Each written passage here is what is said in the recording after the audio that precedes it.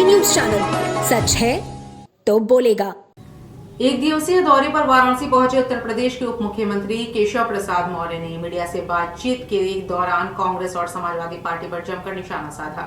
उन्होंने कांग्रेस पर मुस्लिम तुष्टीकरण की राजनीति करने का आरोप लगाते हुए कहा कि वंदे मातरम आजादी के आंदोलन का महामंत्र रहा है और इसका अपमान देशवासियों का अपमान है। डिप्टी सीएम ने कहा कि कांग्रेस मुस्लिम वोट बैंक की राजनीति के कारण लगातार ऐसे बयान और कदम उठा रही है जिसकी कीमत उसे आने वाले समय में चुकानी पड़ेगी। उन्होंने कहा कि देश की संसद द्वारा कानून पारित किए जाने और राष्ट्रपति की स्वीकृति के बाद भी किसी राष्ट्रीय भावना से जुड़े विषय का अपमान करना उचित नहीं है।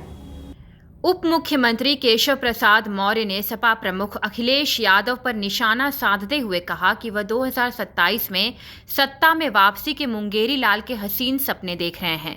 उन्होंने दावा किया कि 2027 तो दूर 2047 तक भी अखिलेश यादव उत्तर प्रदेश के मुख्यमंत्री और राहुल गांधी देश के प्रधानमंत्री नहीं बनेंगे। उन्होंने कहा कि भाजपा वर्तमान में भी सत्ता में है और भविष्य में भी रहेगी। उनके मुताबिक इसी बौखलाहट में विपक्षी नेताओं की ओर से उल्टे सीधे बयान दिए जा रहे हैं। डिप्टी सीएम ने अखिलेश यादव के पीडीए को लेकर भी सवाल उठाए।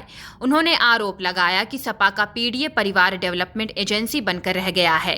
मौर्य ने सपा पर अपराधियों और दंगाइयों को संरक्षण देने का आरोप लगाते हुए कहा कि अखिलेश यादव पिछड़े और दलित वर्ग के नेताओं को स्वीकार नहीं करना चाहते। उन्होंने कहा कि पिछड़े, दलित और सामान्य वर्ग के लोगों के हितों की रक्षा भाजपा कर रही है। सुरक्षा व्यवस्था को लेकर पूछे गए सवाल पर उन्होंने कहा कि सरकार सभी की सुरक्षा सुनिश्चित करने के लिए आवश्यक कदम उठाती है। आगामी विधानसभा चुनाव को लेकर केशव प्रसाद मौर्य ने कहा कि भाजपा का लक्ष्य उत्तर प्रदेश की सभी 403 विधानसभा सीटों पर चुनाव लड़ना और जीत हासिल करना है। उन्होंने कहा कि भाजपा इसी लक्ष्य के साथ चुनाव की तैयारी कर रही है। डिप्टी सीएम ने राष्ट्रीय लोकदल नेता जयंत चौधरी के संबंध में कथित आपत्तिजनक बयान को लेकर भी प्रतिक्रिया दी। उन्होंने कहा कि जयंत चौधरी देश के पूर्व प्रधानमंत्री रहे चौधरी चरण सिंह के पोते हैं। उनके बारे में आपत्तिजनक शब्दों का इस्तेमाल केवल जाट समाज ही नहीं बल्कि राजनीति में काम करने वाले लोगों को भी आहत करता है। उन्होंने दावा किया कि सपा से जुड़े कई लोग पहले भाजपा में आ चुके हैं और भविष्य में भी यदि कोई भाजपा में आना चाहेगा तो पार्टी उस पर विचार करेगी।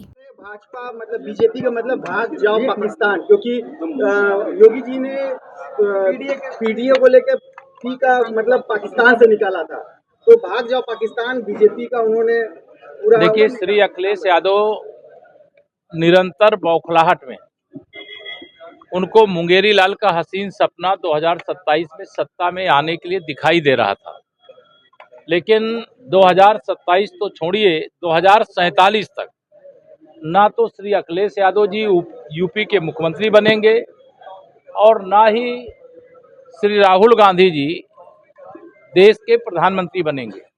भारतीय जनता पार्टी वर्तमान में भी है और भारतीय जनता पार्टी भविष्य में भी रहेगी।